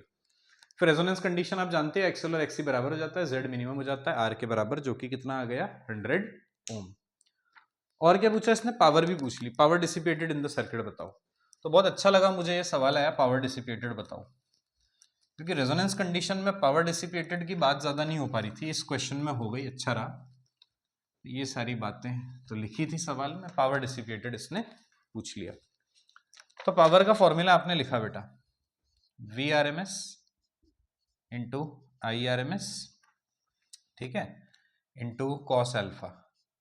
और आप कैसे लिख सकते हो पावर का formula, V R M S I R M S, cos alpha का वैल्यू डाल दो आर बाय जेड, ठीक है। और क्या कर सकते हो आप, और आपको पता होना चाहिए कि आई आर एम एस को आप क्या लिख सकते हो, V R M S by Z, पर जेड इस कंडीशन में क्या है, आर ही तो है, ये है ना। अच्छा यार एक सेकेंड यार, ये रेजोनेंस कंडीशन है, अभी तो मैं जनरल फॉर्मूला बता रहा हूँ, अभी तो मैं क्या बता रहा हूँ, जनरल फॉर्मूला, फिर रेजोनेंस कंडीशन का भी देख लेंगे। तो आई आर एम एस अपना हो गया V R M S by Z, V R M S अपना हो गया I R M S into Z. तो यहाँ से दो फॉर्मूले और आ गए, वी आर एम एस का square by Z square into R, और एक फॉर्मूला अपना आ गया आई आर एम एस का square into R. I R M S का स्क्वायर इंटू आर, ये अपने पावर के फॉर्मूले आ गए। ये सारे पावर के फॉर्मूले हैं, ये पहला वाला ये भी पावर का फॉर्मूला है, ये दूसरा ये भी पावर का फॉर्मूला है, तीसरा ये भी पावर का फॉर्मूला है, चौथा ये भी पावर का फॉर्मूला है। ये चारों अपने पावर के फॉर्मूले हैं। किससे कैलकुलेट करोगे, देखो सीबीएसई में तो कोई ज्यादा लोचा है नहीं, नीट वगैरह में भले ही वो बार बार चारों फॉर्मूले आपसे, कई बार ऐसा भी सवाल आ जाता है कि चार फॉर्मूले देते हैं, बोलते हैं इनमें से गलत वाला बता दो, है ना। तो ऐसा नीट में आपको चारों फॉर्मूले यूज में आ सकते हैं, पर यहां पे भी आपको थोड़ा समझ में आना चाहिए। तो ये आपने सारे फॉर्मूले लिख लिए, ठीक। ये जो था वो आपको जरूरी पड़ेगा इसको डिराइव करने के लिए। अब इसने यहाँ पे आपसे पावर कंज्यूम्ड पूछ ली, तो ये मैं टाइम पास नहीं कर रहा हूँ, आपको सारे पावर के फॉर्मूले बता के, जरूरी है, जरूरी है। तो एक formula I R M S का स्क्वायर इंटू आर, ये जनरली हर सर्किट में लग जाएगा, हर सर्किट में लग जाएगा, हर सर्किट में मतलब कि रेजोनेंस कंडीशन हो ना हो तो भी ये फॉर्मूला ऐसे ही दिखेगा। अब इसमें आपको वो तो दे नहीं रखा, क्या नहीं दे रखा, करंट तो दे नहीं रखा, निकाल सकते हैं हालांकि वो बात अलग है, पर ज्यादा कंफ्यूज ना करते हुए जो दे रखा है उसी से काम चला लेते हैं। 200 वोल्ट वोल्टेज दे रखा है। अब ये जो आपको वैल्यू दी है ना बेटा, ये आपकी आरएमएस वैल्यू है, ये क्या है आपकी आरएमएस वैल्यू। तो आपने पावर लिखी, तो पावर का आपने वोल्टेज वाला फॉर्मूला उठा लिया, ये उठा लिया, वी आर एम एस का square into R by Z square. पर क्योंकि रेजोनेंस कंडीशन चल रही है तो जेड आर के ही बराबर है, तो आपने लिख दिया वी आर एम एस का square R upon R square, cut गया, फॉर्मूला क्या आ गया, वी आर एम एस का square by R. V R M S कितना है बेटा अपना, वी आर एम एस अपना दिया है उसने 200 का स्क्वायर अपॉन, ये सब तो हो गए, इनका इस्तेमाल हो चुका है, 200 का स्क्वायर अपॉन रेजिस्टेंस क्या हो गया 100, ये आपकी पावर निकल गई। बात समझ में आई क्या, ये आपकी पावर निकल गई। अब कोई बच्चा कहता है कि सर वो तो ठीक है, अब करंट वाले फॉर्मूले से बताओ, करंट वाले फॉर्मूले से बताओ, ये तो आपने वोल्टेज वाले से बता दिया, हमारे को वहां याद नहीं आया तो वोल्टेज वाले से करना है, हम करंट वाले से करने लग गए तो तब क्या होगा बताओ, ठीक है, कोई दिक्कत नहीं है। सबसे पहले आई आर एम एस निकालना सीखो। आई आर एम एस होता है V R M S by Z. अब इस पर्टिकुलर कंडीशन में जेड जो है वो आर के बराबर है, तो वी आर एम एस आपका कितना है बेटा 200, आर कितना है आपका 100, आई आर एम एस क्या आ गया 2 एम्पियर। मैंने पावर का आपको एक और फॉर्मूला बताया, आई आर एम एस का square into R, I R M S क्या लिख दोगे 2 का स्क्वायर, आर कितना लिख दोगे बेटा 100, ये कितना आ गया 400। यहाँ से भी कैलकुलेट कर लो, यहाँ क्या आ जाएगा 4 1 2 3 4 डिवाइडेड बाय 100, यहाँ से भी क्या आ गया 400। तो बेटा फॉर्मूला कोई सा भी यूज करो, आंसर थोड़ी ना बदलता है, तो मैथ्स का रूल है। मैथमेटिक्स में आप जानते हैं ऐसा थोड़ी होता है कि आप दूसरा फॉर्मूला इस्तेमाल कर लेंगे तो आंसर गलत आ जाएगा, तो कोई भी फॉर्मूला आप यूज करें, आप ये वाला फॉर्मूला यूज करें या फिर ये वाला फॉर्मूला यूज करें। एसी के क्वेश्चन कराते हुए आई कैन रियलाइज कि बच्चे इस चैप्टर की डिमांड क्यों करते हैं कि इसके न्यूमेरिकल्स आप कराओ। द ओनली रीजन इज, मैं आपको बताता हूं, इसके अंदर यूज होने वाले फॉर्मूले बड़े यूनिक हैं, यानी पूरी फिजिक्स में और कहीं ज्यादा इस्तेमाल नहीं होते, सिर्फ इसी चैप्टर में इस्तेमाल होते हैं, तो इनको हम लोकल बोल सकते हैं, यानी लोकल, इस लोकेलिटी में इस एसी चैप्टर के अंदर ही ये घूमते रहते हैं। दूसरा क्या है, एक ही चीज को लिखने के कई सारे तरीके हैं हमारे पास, जिस वजह से अलग अलग तरीके से लिख पाने की वजह से आप देख रहे हैं कि बच्चा कंफ्यूज हो जाता है, अरे यार V R M S Z R, कभी जेड आर के बराबर हो जाता है, कभी जेड आर के बराबर नहीं होता है, तो ये कंफ्यूजन है। तो करना क्या है, कंफ्यूज नहीं होना, मेहनत करनी है, चीजें मेहनत से ही समझ में आती है, देयर इज नो शॉर्टकट, अगर कोई भी क्लेम करता है कि शॉर्टकट से आपको सिखा देगा तो वो संभव नहीं है। मल्टीपल प्रॉब्लम्स जब आप सॉल्व करेंगे तब जाके धीरे धीरे आपके दिमाग में चीजें बैठना चालू होंगी। हो गया ये वाला क्वेश्चन। नेक्स्ट क्वेश्चन करते हैं अपना। नेक्स्ट क्वेश्चन क्या है अपना? नेक्स्ट क्वेश्चन है, इन्होंने बोला कि मतलब मजाक टाइप सवाल हो गया ये तो, कि इंडक्टर है, कैपेसिटर है, रेजिस्टेंस है। बोल दिया इसके पास 250 वोल्ट है, इसके पास भी 250 वोल्ट है, इसके पास 200 वोल्ट है, और जो सोर्स है ना उसके पास भी 200 वोल्ट है। तो इन्होंने बोला अगर इनको हम एल्जेब्रिकली ऐड कर लें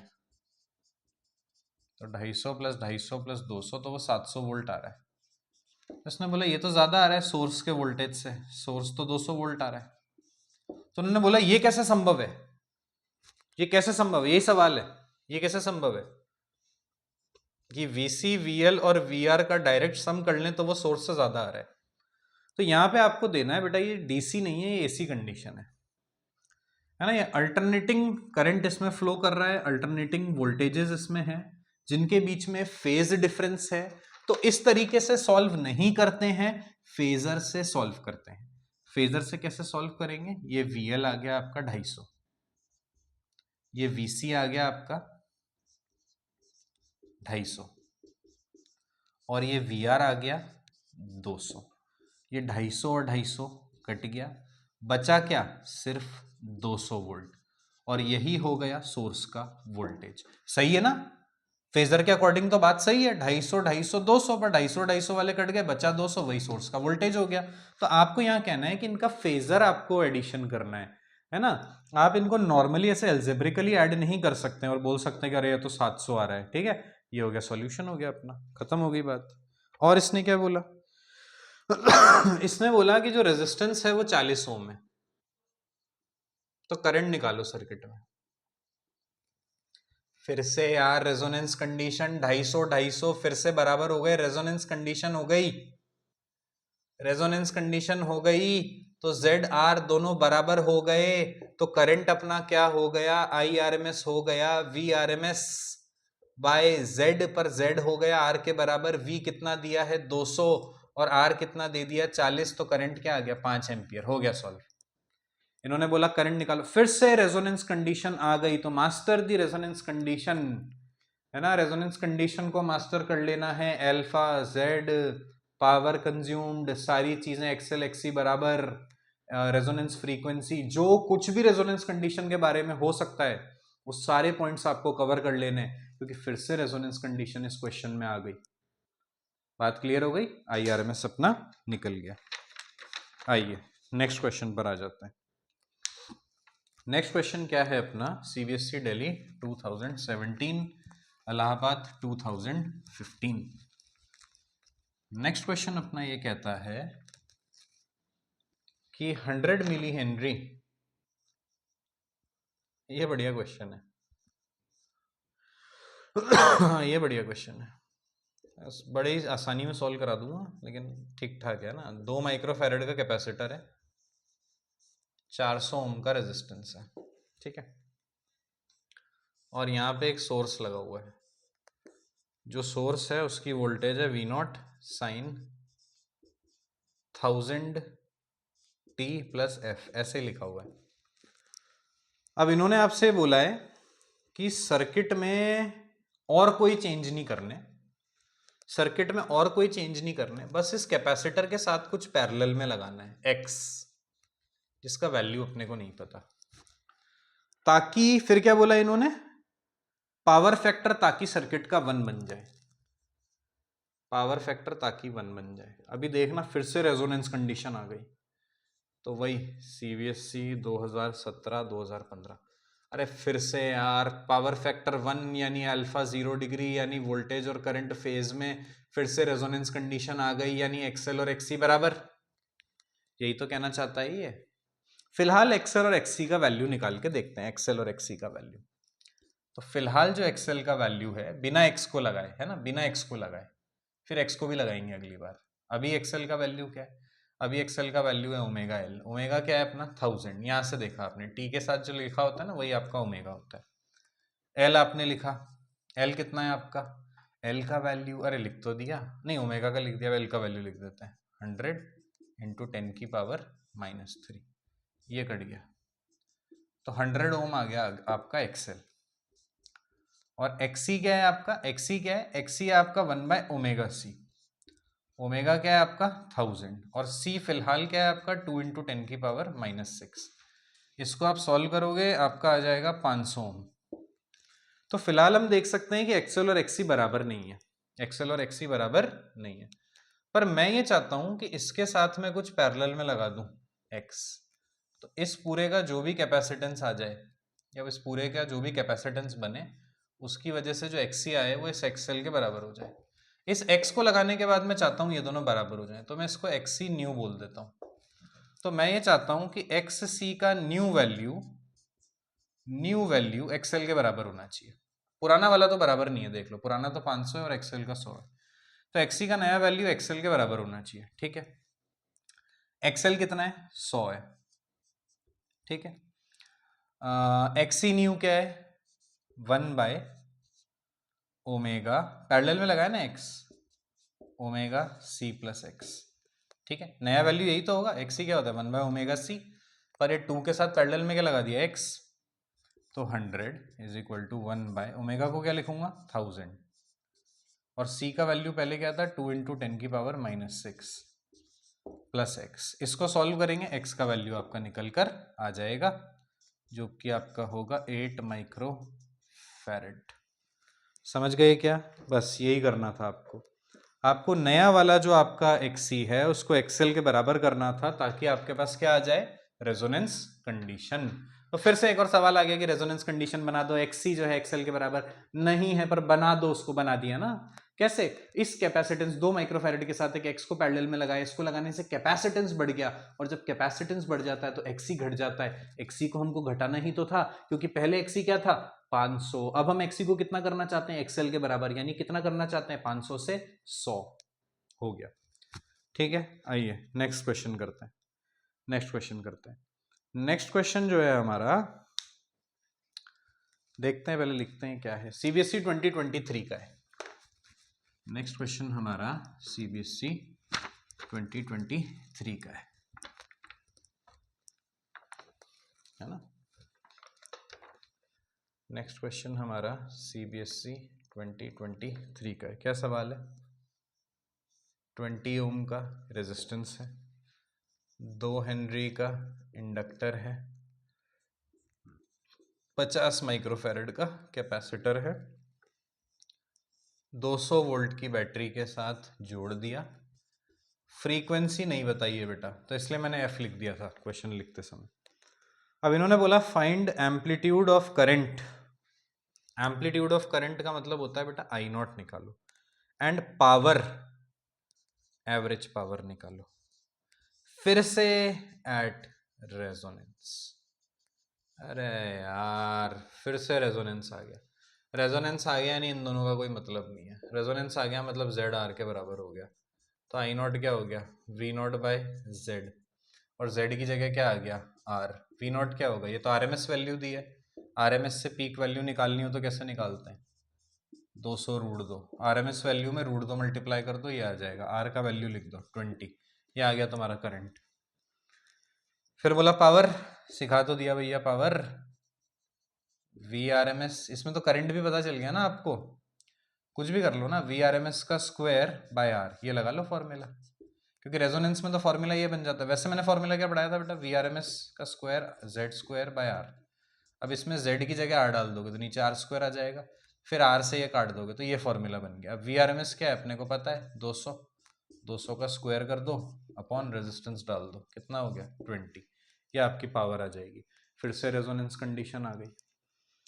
अगला इन्होंने क्या बोला, calculate potential drop across capacitor, ये वाला देखते हैं अपन। Calculate potential drop across capacitor, ये वाला अपन देखते हैं। ठीक है, ओमेगा निकालना पड़ेगा, उसके बिना काम नहीं चलेगा। तो इन्होंने पोटेंशियल ड्रॉप अक्रॉस कैपेसिटर पूछा है ये, तो बेटा पोटेंशियल ड्रॉप सिंपली बोल दे तो हमेशा आरएमएस वैल्यू पूछता है, ध्यान रखना। आई नॉट मैंने क्यों निकाला था, उसने मेरे से करंट का एम्पलीट्यूड पूछा था। उसने करंट में मेरे से क्या पूछा था, करंट का एम्पलीट्यूड। तो अगर वो करंट का एम्पलीट्यूड पूछे तो आप आई नॉट निकालोगे, पीक करंट पूछे तो आप आई नॉट निकालोगे, पर सिंपली बोल दे करंट बता दो या वोल्टेज बता दो तो आप हमेशा आरएमएस वैल्यू निकालोगे। तो ये तो आपने कर लिया, ठीक है, ये आपने कर लिया। अब उसने आपसे बोला कि वीसी बताओ, वीसी बताओ, तो वीसी आरएमएस बताओ। तो पहले मैं आपको बताऊं वीसी नॉट कैसे निकालते हैं। वीसी नॉट होता है आई नॉट एक्सी। वीसी नॉट क्या होता है, आई नॉट एक्सी, ठीक है। और आरएमएस अगर निकालना हो वीसी आरएमएस तो बस आई नॉट की जगह आई आरएमएस लिख दो, आई आरएमएस इंटू एक्सी, ठीक है। अब आई आरएमएस हमने अभी भी आई नॉट निकाला था ना, आई नॉट हमने क्या निकाला था, याद करने की कोशिश करता हूँ, 200 रूट 2 बटे में 20, तो 10 रूट 2 आया था अपना, है ना। तो आई आर एम एस, ठीक है, V C R M S निकालना है। और ये मेरा क्या आ गया, I R M S. I R M S क्या आ गया मेरा, 10 रूट 2। और मुझे क्या लिखना है, एक्स सी। एक्स सी क्या होता है, 1 बाय ओमेगा सी। सी की जगह मैं क्या डाल दूंगा, 50 माइक्रोफेरेड। क्या डाल दूंगा, 50 माइक्रोफेरेड। पर सुनना, अगर ये सर्किट रेजोनेंस में है, किसमें है, रेजोनेंस में, इन्होंने लिख दिया ना एट रेजोनेंस, सर्किट किसमें है, रेजोनेंस में। अगर सर्किट रेजोनेंस में है तो ओमेगा क्या होगा, थोड़ी देर पहले अपन ने सीखा 1 by under root L C. Video को स्किप करके मत देखना, स्किप करके देखोगे छूट जाएगा। नए क्वेश्चंस में पुराने क्वेश्चंस की टेक्निक आ रही है, 1 बाय रूट एल सी। तो ओमेगा को मैं ऐसे लिख सकता हूँ, ओमेगा को मैं क्या लिख सकता हूँ, ओमेगा को मैंने यहाँ से हटाया, तुम लोगों के लिए ढंग से लिख देता हूँ यार। तो 1 बाय ओमेगा सी, ये एक्स सी का वैल्यू मैंने डाला था, तो मेरा 10 रूट 2 आ गया। ओमेगा को मैंने लिख दिया under root L C by C, 10 root 2 आ गया, ये आ गया under root L by C. L का वैल्यू डाल दो, सी का वैल्यू डाल दो, सॉल्व कर लो। ये जेड नहीं है, 2 है, समझ गए क्या, हो गया सॉल्व। तो बेटा ये वाला पार्ट अच्छा था, ये जिसमें इसने बोला ना वीसी आरएमएस निकालो, ये वाला पार्ट अच्छा था, इस पे आप लोग ध्यान दे लेना, है ना। पिछला वाला पार्ट तो कई बार हो गया तो रिपीटेड ही था। हो गया ये वाला क्वेश्चन। और कोई क्वेश्चन करवाने लायक, अब मैं तुम्हें बताऊं तो अभी 3 क्वेश्चन मैं और देख रहा हूं जो बचे हैं, और 3 में से 2 रेजोनेंस के ही हैं, 3 में से 2 रेजोनेंस के ही हैं। तो रेजोनेंस के लिए लोग काफ़ी ज़्यादा डेडिकेटेड रहे हैं सीबीएसई वाले, तो आप भी रेजोनेंस के पीछे पागल हो जाओ पढ़ पढ़ के, रेजोनेंस रेजोनेंस रेजोनेंस कर डालो पूरा। अगला सवाल फटाफट देखेंगे, अब थोड़ा बोर होने लग गए हैं, एक जैसे सवाल बार बार आ रहे हैं। सीबीएसई 2023, ये रेजिस्टेंस आ गया 200 ओम का, कैपेसिटर आ गया 50 बटा पाई माइक्रोफेरेड का। उसके बाद इन्होंने क्या बोला कि ये सोर्स हमने लगाया, पर अब की बार इन्होंने दिया ई नॉट, यानी पहली बार दी है इन्होंने पीक वैल्यू। अभी तक ये लोग देते थे आई आर एम एस, पर इन्होंने साफ साफ लिखा था कि ई नॉट है 100 वोल्ट और फ्रीक्वेंसी इन्होंने लिखी थी 50 हर्ट्ज। अब इन्होंने बोला जेड निकालो। यार क्या बच्चों वाला क्वेश्चन है, जेड निकालो, कौन सा सर्किट है ये, आरसी सर्किट है। इन्होंने बोला जेड निकालो, जेड क्या होता है, under root XC square plus R square. R का वैल्यू तो हमको दे रखा है 200 ओम। एक्सी कैसे निकालेंगे बेटा, एक्सी क्या होता है 1 बाय ओमेगा सी। ओमेगा का वैल्यू यहां से निकाल लो, 2 पाई इंटू फ्रीक्वेंसी रख दो 50, सी का वैल्यू क्या है 50 बटा पाई, पाई से पाई कट गया, साथ में 10 की पावर -6 लिखो क्योंकि माइक्रोफेरेड है। इसको सॉल्व करेंगे, ये भी आपका आ जाएगा 200 ओम, तो एक्सी भी 200 आ जाएगा, ये भी 200 है, तो जेड आपका आ जाएगा 200 रूट 2। दूसरा इन्होंने बोला फेज एंगल निकालो, फेज एंगल, फेज एंगल तो आपको पता है जेड एक्सी और आर, जिसमें आर और एक्सी बराबर है, ये भी 200 है और एक्सी भी 200 है, और ये दोनों बराबर हैं, तो ये एंगल कितना हो जाएगा 45 डिग्री। तो फेज एंगल आपका आ गया 45 डिग्री। और वी आर पूछा है, वी आर पूछा है, इसका वोल्टेज बता दो, है ना। तो आरएमएस पूछ रहे होंगे, क्या पूछ रहे होंगे, आरएमएस। वी आर वाला पार्ट में करा देता हूं अलग से, हालांकि बिल्कुल भी डिफिकल्ट नहीं है। वी आर है ना, वी आर पूछा ना, ठीक है। तो जब ये वी आर पूछे वोल्टेज अक्रॉस रेजिस्टेंस, तो आप ध्यान रखना बेटा फिर तो आरएमएस वैल्यू ही पूछ रहा है, पीक नहीं बोला, एम्पलीट्यूड नहीं बोला। तो वोल्टेज अक्रॉस रेजिस्टेंस अगर पूछ ले तो यानी आरएमएस पूछा। तो डायग्राम बनाओ, ये होता है वी आर, ये होता है वीसी, और ये होता है वी। अब V यानी कि ये E है ना, इसी ये V नॉट है आपका। V नॉट कितना है 100, तो V RMS कितना हो जाएगा बेटा 100 बटा √2। तो ये क्या हो गया 100 बटा √2, V का वैल्यू हो गया। और VR और VC बराबर होंगे, VR और VC बराबर होंगे। क्यों होंगे बराबर? क्योंकि R और XC बराबर है, तो VR और VC बराबर हो गए। तो आप क्या लिखोगे, VR square plus VC square is equal to V square. VR और VC बराबर हैं, तो twice of VR square, V square क्या आ जाएगा 1 2 3 4 बटे में 2, ये चला गया नीचे। तो VR का स्क्वायर क्या आ गया बेटा 100 square divided by 2 square. VR calculate करना है, VR आपका आ गया 100/2 यानी कि 50 वोल्ट। और VR और VC बराबर हैं, तो दोनों बराबर हो जाएंगे। बात क्लियर है? एक क्वेश्चन और कर लेते हैं और फिर ख़त्म करते हैं हमारे इस लेक्चर को। ठीक है, अब हम करने जा रहे हैं हमारा फाइनल क्वेश्चन CBSE 2019 का। ठीक, इसको हटा देते हैं। CBSE 2019 का हमारा सवाल है, क्या सवाल है देखते हैं। हल्का सा अलग है इसलिए करवा रहा हूँ, रेजोनेंस नहीं है इन सवालों में क्योंकि दो ही चीज़ें आ रही हैं, एक तो कैपेसिटर है और एक अपना रेजिस्टेंस है। लेकिन अब की बार इन्होंने वोल्टेज दिया कि इसका वोल्टेज है 90 वोल्ट, आरएमएस वैल्यूज़ हैं ये और कुछ नहीं है। ये है 120 वोल्ट। फिर ये इसने सोर्स दे दिया, इसकी इसने फ्रीक्वेंसी दे दी 50 हर्ट्ज। ठीक है, और 3 एम्पियर का करंट इसमें दौड़ रहा है। तो बेटा ये भी आरएमएस वैल्यू है, क्योंकि कोई भी फिक्स वैल्यू अगर सर्किट में दी हो तो वो आरएमएस वैल्यू ही होती है, अनटिल एंड अनलेस लिखा ना हो कि वो पीक वैल्यू है। एक तो इसने बोला जेड बताओ, ठीक है 2019 का सवाल है। और दूसरा इसने बोला एल बताओ to make power factor unity. फिर से रेजोनेंस कंडीशन, एल बताओ पावर फैक्टर को 1 बनाने के लिए। फिर से क्या आ गई रेजोनेंस कंडीशन। आइए समझते हैं। जेड बताना है, करंट दे रखा है, वोल्टेज वीसी क्या होएगा आई एक्सी, वी आर क्या होगा आई आर, वीसी क्या है 120, आई क्या है 3, एक्सी, एक्सी क्या आ गया बेटा 40 ओम। ऐसे ही वी आर में, वी आर कितना है 90, आई क्या है 3 इंटू आर, आर क्या आ गया बेटा 30 ओम। जेड क्या होता है under root XC square plus R square. तो आप भी जानते हैं 30 और 40 से क्या निकल के आएगा 50 ओम। हो गया, जेड निकल गया। वोल्टेज दिए थे इसलिए थोड़ा अलग हो गया, तो इसलिए मैंने ये क्वेश्चन आपको करा दिया। और एल का वैल्यू इसने आपसे पूछा, एल कितना होगा। पावर फैक्टर हमारा है 1, पावर फैक्टर कितना है 1, तो एल कितना हो। आइए फ्रीक्वेंसी दे रखी है, हाँ ठीक है। तो अपन समझते हैं पावर फैक्टर 1 यानी रेजोनेंस कंडीशन, तो एक्सी और एक्सएल बराबर है।